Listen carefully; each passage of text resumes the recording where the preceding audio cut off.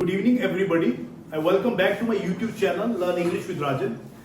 So I am with you people to give you a summary of the rules for PT, which I have already explained you in my previous lectures. I have delivered lectures on the grammar, parts of speech, tenses, active, passive voice. So today, what I will do, I will compile all the rules in a single video so that it will be beneficial for you people once you try to attempt blanks. Reading blanks, reading writing, and in fact listening blanks. So I will not waste much time. So let us start with the very first rule. I will try to use both English and Hindi when I will be interacting. So let's start. The very first rule for PT is for attempting. You could say for attempting reading, writing blanks, and listening blanks. Okay but मैं यहाँ पे कुछ add करना चाह रहा था.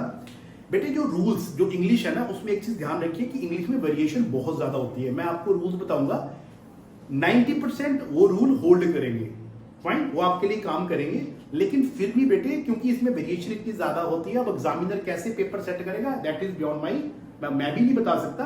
लेकिन 90% आपका ठीक हो जाएगा.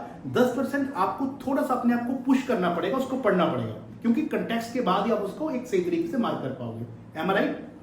Let's start. बेटे पहला मैंने रूल आपको बताया था जब मैंने शुरू किया था कि जब भी आपके पास आर्टिकल ए एंड द आएगा, ठीक है बेटे, तो उसके आगे हमेशा क्या आएगा? नाउन. ये मैंने आपको पहला रूल बताया था कि जब भी आपके आगे ए एंड द आएगा तो उसके आगे हमेशा बेटे क्या आएगा? नाउन आएगा. ठीक है जी. पहला रूल ये था कि ए एंड द, और इसके बाद मैंने आपको बताया था कि अगर ए और एन है आपके पास, अगर अकेला, अगर तो द है तो अलग चीज चलेगी, लेकिन आएगा हमेशा नाउन ही. हमेशा क्या आएगा? नाउन. ए और एन के लिए मैंने क्या बताया था? स्पेसिफिकली ए और एन के लिए मैंने बताया था कि इसमें जो नाउन आएगा वो कौन सा आएगा? सिंगुलर. ठीक है जी. और एन है तो इसका मतलब नाउन सिंगुलर आएगा और कौन सी वो आवाज लेगा? वोवल आवाज लेगा. ठीक है, ये आपका पहला रूल था. ठीक है. द के लिए मैंने आपको बताया था कि अगर द के आगे आपको ब्लैंक नजर आता है, ठीक है, तो द के आगे भी नाउन आएगा, तो प्रैक्टिकली वो जो चीज होगी वो आपको क्वालिटी बताएगी. ठीक है जी. नाउन आएगा, क्वालिटी बताएगी. ए और एन के साथ हमेशा आपको क्वांटिटी का पता चलेगा, वन का. द के साथ आपको क्वालिटी का पता चलेगा. ठीक है जी. फाइन. ए और एन द का मैंने आपको बता दिया. क्लैरिटी होगी बेटे? ओके. तो ये पहले फर्स्ट रूल था. मैं एक एक लिखूंगा और उसको रब करता जाऊंगा और नेक्स्ट आप चलते जाएंगे. ठीक है जी. तो पहला रूल क्या था? ए और एन द के साथ हमेशा नाउन आएगा. मतलब अगर आर्टिकल लिखा है, आगे ब्लैंक खाली है, तो आप नाउन को ही मार्क करेंगे. ठीक है. इसी के साथ साथ ही हम लोग लिख लेते हैं. ठीक है. एक एग्जांपल लेते हैं. जैसे मैंने बोला I have seen A dash. ठीक है. बाकी तो आपको पढ़ के ही ब्लैंक पता चलेगा, लेकिन जैसे ही आर्टिकल आया आपके दिमाग में आना चाहिए किसके आगे क्या आएगा? नाउन आएगा. वो कौन सा आएगा? Singular noun. It should be very clear. Fine. तो यहां पे क्या आएगा? नाउन आएगा, सिंगुलर, और कौन सा? काउंटेबल, जिसको आप काउंट कर सकते हो. क्लैरिटी? ठीक है. Details already I have taught you. Details I already taught you. अभी जो मैं बता रहा हूं ये बेसिकली कंपाइल कर रहा हूं and in a very short time. ठीक है. और इसके अलावा मैंने बेटे आपको दूसरी चीज ये पढ़ाई थी कि अगर आर्टिकल और नाउन के बीच में आपको ब्लैंक मिलता है, आर्टिकल और नाउन के बीच में अगर बेटे आपको ब्लैंक मिलेगा, तो इसका मतलब वहां पे क्या आएगा? एडजेक्टिव आएगा. क्लैरिटी? ये पढ़ाया मैंने आपको. ठीक है. ये आपका रूल हो गया सेकंड. मतलब जैसे मैं आपको बता देता हूं, I have bought a doll. मैंने एक डॉल खरीदी, बीच में ब्लैंक है, तो वर्ड वो क्या आएगा? एडजेक्टिव. क्या आएगा? एडजेक्टिव. Like beautiful. ठीक है. और मैं आपको पढ़ा चुका हूं एडजेक्टिव बेटे क्या चीज है? एडजेक्टिव्स हम उन वर्ड्स को बोलते हैं जो किसी भी नाउन या प्रोनाउन की क्वालिटी या क्वांटिटी बताते हैं. ठीक है. मैंने बोला ब्यूटीफुल, क्वालिटी होगी किसी चीज की. मैंने बोला लार्ज, मैंने बोला स्मॉल, मैंने बोला ब्लैक, मैंने बोला वन, मैंने बोला टू, तो वो बेटे सारा क्या होगा? वो आपका क्या है? एडजेक्टिव्स. क्लैरिटी? आगे चलते हैं. दो रूल्स मैंने कर दिया, मैं तीसरे की तरफ चल रहा हूं.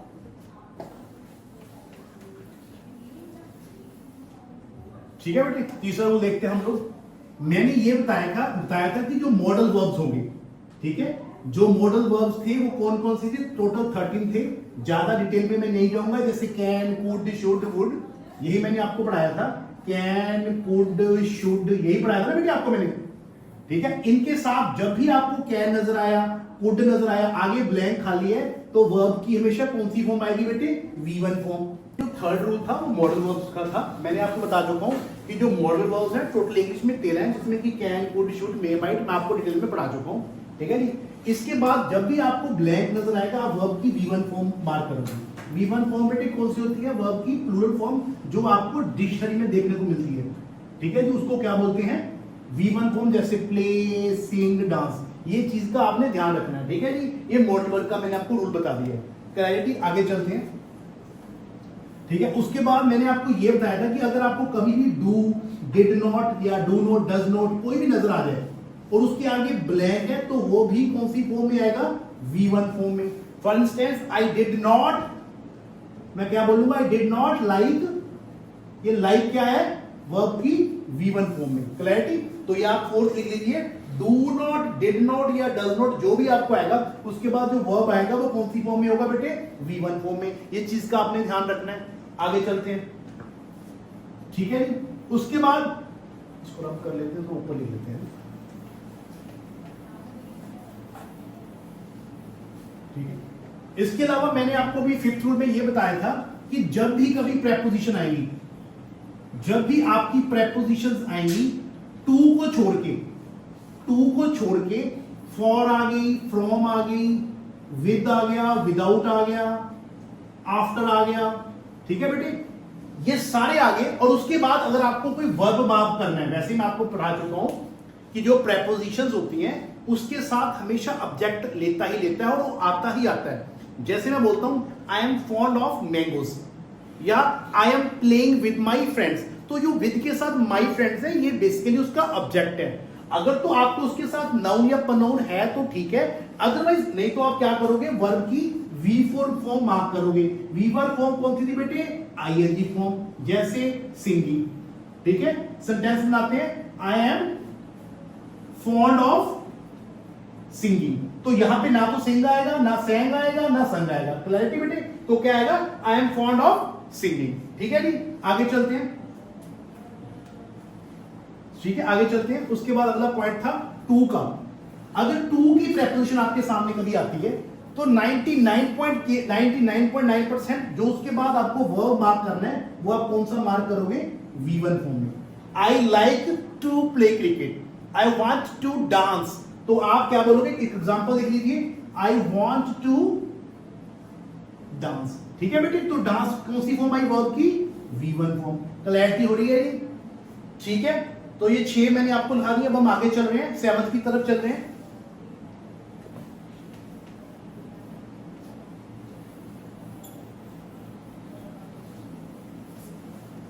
ठीक है।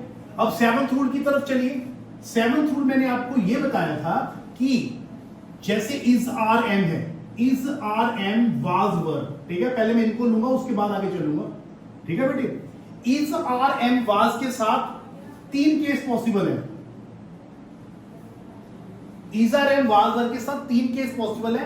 पहला केस मैंने आपको बताया था जिसमें आएगा सब्जेक्ट कॉम्प्लीमेंट, दूसरे में वर्ब की V4 फॉर्म और तीसरे में वर्ब की V3 फॉर्म।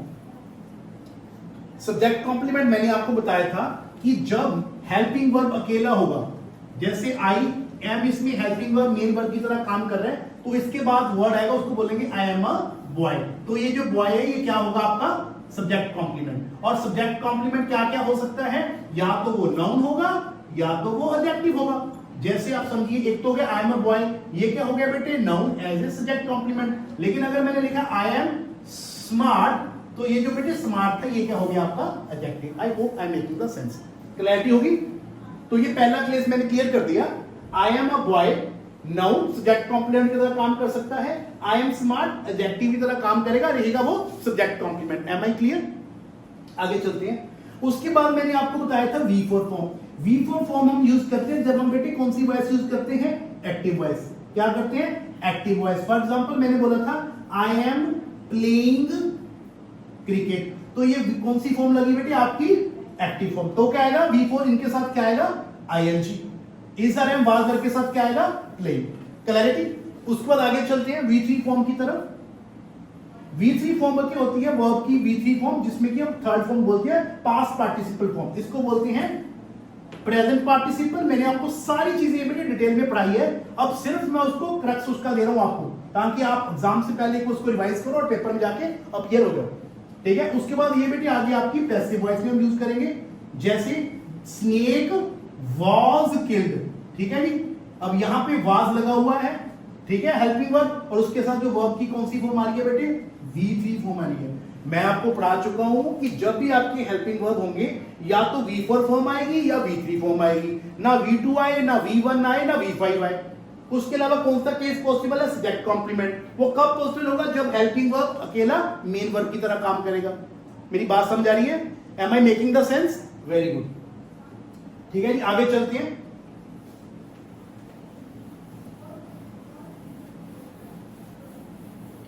ठीक है, सिक्स हो गए, सेवन सेक्स तक कौन करेंगे, एट करेंगे ना। ओके, अब बेटे 8 का देखो, जैसे हैज हैड हैव, क्या आएगा बेटे, हैज हैड हैव। ठीक है, हैज हैड हैव का मैंने आपको बेटे क्या चीज केस बताई थी, हैज हैव हैड के साथ मैंने आपको बताया था इसमें 2 केस पॉसिबल है, ध्यान से समझो। एक केस में जब इसमें एज ए मेन वर्ब काम करेगा हैज हैड हैव, तो ये आपका क्या दिखाएगा बेटे, पोजेशन, मैं आपको बता चुका हूं। अदरवाइज अगर इसके साथ मेन वर्ब कोई और लगा तो वो हमेशा कौन सी फॉर्म में होगा बेटे, V3 फॉर्म में, पास्ट पार्टिसिपल फॉर्म में। यही था, अगर हैज हैव हैड अकेला होगा या तो वो पोजेशन दिखाएगा, ठीक है, या वो जैसे हमें कुछ खाना है, ड्रिंक है, या हमने फूड ईट करना है, तब हम यूज करते हैं हैज हैड हैव को। जैसे आई हैव अ पेन, ठीक है बेटे, मैंने बोला मेरे पास पेन है, ये क्या शो कर दिया मैंने, पोजेशन। क्लैरिटी? आपने बस पेपर में एग्जाम में देखना कि हैज हैव हैड के साथ एक ब्लैंक खाली है, वो कैसा सेंटेंस बन रहा है। अगर उसके साथ एक ब्लैंक खाली है और उसमें एक पोजेशन की बात कर रहे हैं, तो आप क्या डालोगे, एक नाउन डाल दोगे वहां से देख के, फाइन। अगर उसके साथ आपको लग रहा है कि मेन वर्ब आगे कंटीन्यूएशन में सेंटेंस चल रहा है, तो आप हैज हैव हैड के साथ वर्ब की कौन सी फॉर्म डालोगे, V3 फॉर्म। जैसे I have taken the lunch, मैंने लंच कर लिया है, ठीक है, I have taken the lunch या I have taken the flower, जो भी आपको बोलना है, ठीक है, आई हैव टेकन, तो भी आप यूज करोगे हैव वगैरह। क्लैरिटी होगी? आगे चलो, ठीक है। इसके बाद आगे बेटा, ये अभी 8 हो गया, 9th पे आगे हम लोग, ठीक है। इसके बाद 9th है, इसमें मैंने आपको बताया था हैज बीन, हैड बीन और हैव बीन, ठीक है बेटे, मैंने बोला था हैज बीन, हैड बीन और हैव बीन, ठीक है जी। मैंने ये बोला था कि अगर ये चीज होगी तो इसके साथ 2 केस पॉसिबल है, वैसे सेम टू सेम, या तो इसके साथ नाउन आएगा अगर ये मेन वर्ब की तरह काम कर रहा है। दूसरा केस क्या था, अगर एक्टिव में है तो बेटे कौन सी फॉर्म यूज करेंगे, V4। अगर ये पैसिव में बनेगा तो क्या आएगा, V3, ठीक है। पैसिव के लिए V3 फॉर्म यूज करते हैं, V4 यूज करते हैं हम एक्टिव के लिए। अब मैं आपको एक एक इसका सेंटेंस बना के बताता हूं क्लैरिटी के लिए। देखिए कैसे, अगर मैंने कहना है I have been a great teacher, अगर मैं अपनी बात करूं, मैं बोल रहा हूं, अपनी वो कर रहा हूं, I have been a great teacher, तो इसके साथ जो ये लगा ये सब्जेक्ट कॉम्प्लीमेंट था, ठीक है जी। वो क्या था, सब्जेक्ट कॉम्प्लीमेंट, ठीक है। ये पहला केस था जिसमें कि ये हेल्पिंग वर्ब मेन वर्ब की तरह काम कर रहा था, एम आई राइट। अब दूसरा case, I have been playing cricket, मैंने बोला आई हैव बीन प्लेइंग,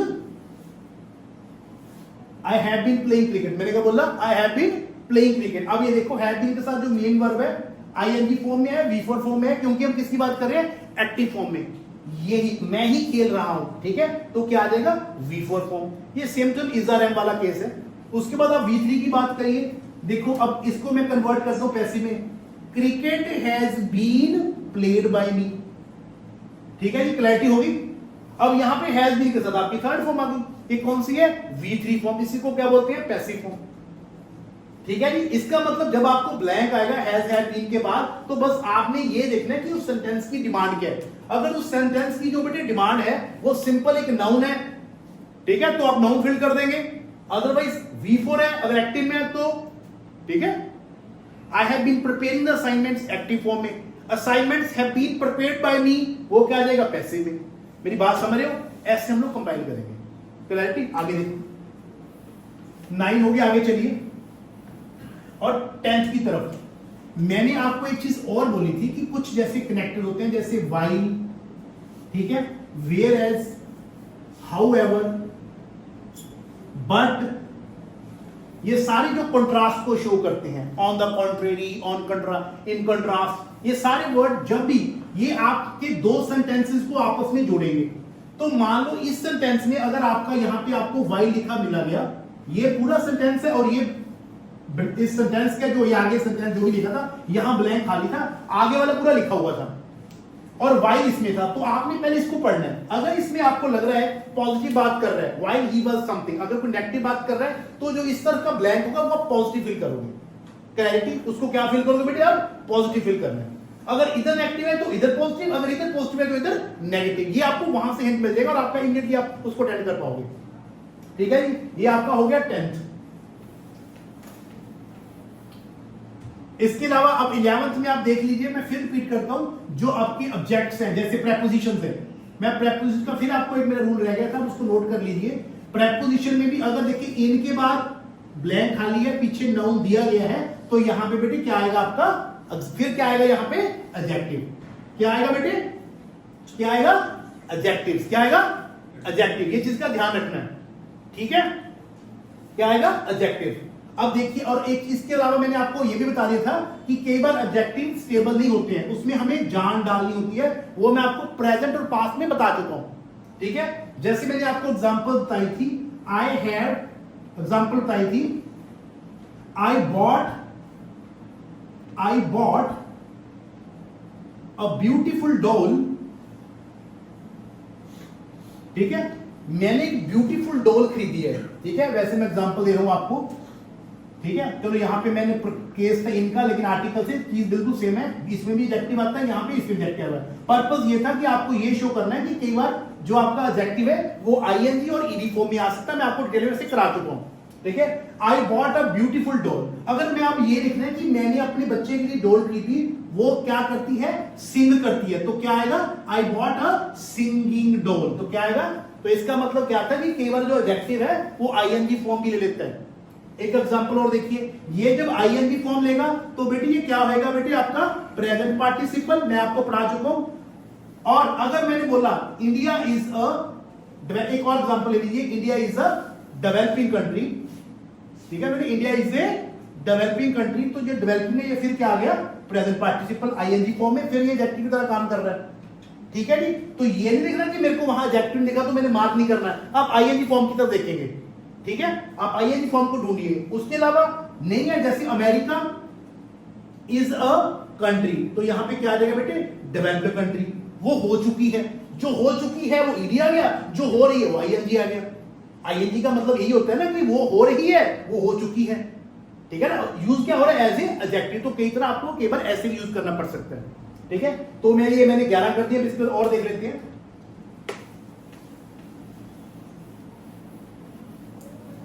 इसके अलावा और लेट मी रिकॉल, आपका हैज हैव हो गया, इज आर एम हो गया, वाज वर हो गया, कॉन्ट्रास्ट मैंने आपको बता दिया है। उसके अलावा ये ध्यान रखना, अगर आपको कहीं इन एडिशनली मिल रहा है, इन एडिशन टू मिल रहा है, ठीक है, मोर ओवर मिल रहा है, ये सारे कैरेक्टर क्या है? जो सेम सेंस की तरफ कैरी करते हैं, जो सेम सेंटेंस की तरफ कैरी करते हैं, ठीक है? तो भी आपका बेटे क्या आ जाएगा? इसके साथ जो जुड़ेगा वो आपका जो सेंटेंस होगा, उससे आगे जो सेंटेंस है अगर वो पॉजिटिव है तो इसके आगे भी जो सेंटेंस चलेगा वो भी पॉजिटिव चलेगा। सपोज करो आपने एक सेंटेंस लिखा that pollution is causing many problems, more over many people have lost their lives. ये भी मैं आपको बता चुका हूं। तो क्योंकि अब पहली नेगेटिव था तो आगे भी जो ब्लैंक आएगा वो आप नेगेटिव वर्ब मार्क करोगे, वो भी आप नेगेटिव वर्ब मार्क करोगे। ये चीज का आपने ध्यान रखना है, ठीक है? इसके अलावा बेटे मैंने आपको बताया था कि जो आपके जो विच, हु, हुम, हुज, ये जो सारे थे, ये हमने बताया था कि मैंने आपको ये बताया था कि विच होता है नॉन लिविंग के लिए यूज, नॉन रिलेटिव प्रोनाउन, ठीक है ना? ये आपका होता है लिविंग के लिए, हुम, हुज सारे के लिए, है ना? तो अभी कई बार क्या होता है कि सेंटेंस में आपको बड़ा इजी हो जाएगा, ये रूल को समझिए। जैसे मैंने बोला I have bought the book, ठीक है? मैंने वो बुक खरीदी, विच, कई बार आपको उसमें यही ब्लैंक दे दे तो एकदम से अगर आपको लग रहा है तो नॉन लिविंग है तो बुक की बात हो रही है। और कई बार होता है कि इसके आगे आपको ब्लैंक देते हैं तो इसके बाद जो वर्ड आएगा वो हमेशा वर्ब होगा, तो वर्ब किसके लिए आएगा? बुक के हिसाब से। मैंने वो बुक की थी which was available in the market, मतलब इस ये जो वर्ब है ये इसके हिसाब से आएगा, अगर ये पास्ट टेंस की बात हो रही है तो ये जो वर्ब आएगा वो पास्ट टेंस में चला जाएगा। क्लैरिटी, इसमें कोई किसी को डाउट? ये चीज का ध्यान रखना है, ठीक है बेटे? ओके, आगे चलते हैं। I have bought the book, अगर यहाँ पे किसी ह्यूमन बीइंग की बात हो रही होती, जैसे बोलो आई met a boy,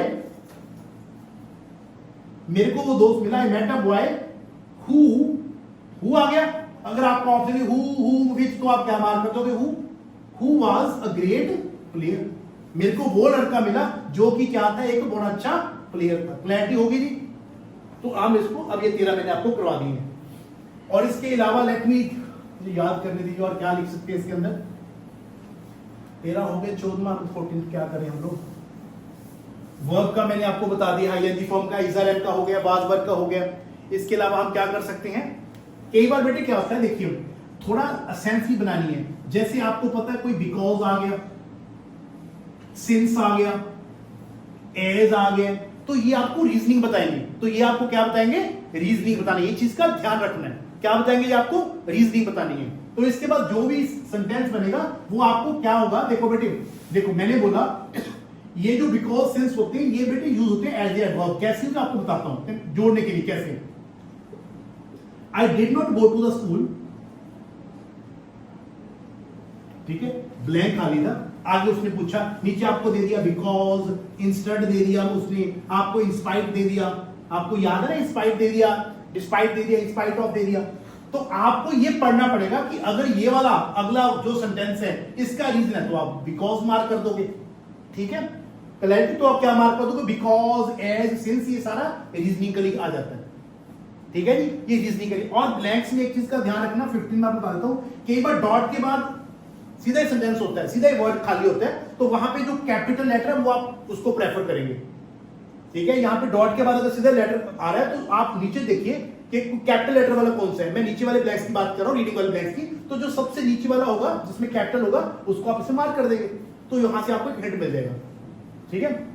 so this is all from my side, so thank you very much for this beautiful session. I hope I have delivered what I have promised. तो आप इसको पढ़िए, ये एक इसको लुक देके जाइए, इसको कर्सिव लुक दीजिए। और भी अगर मुझे लगा कुछ रूल्स हैं that I will record in a separate video, but definitely they will give you an as well attempting the blanks. So thank you very much, have a great day.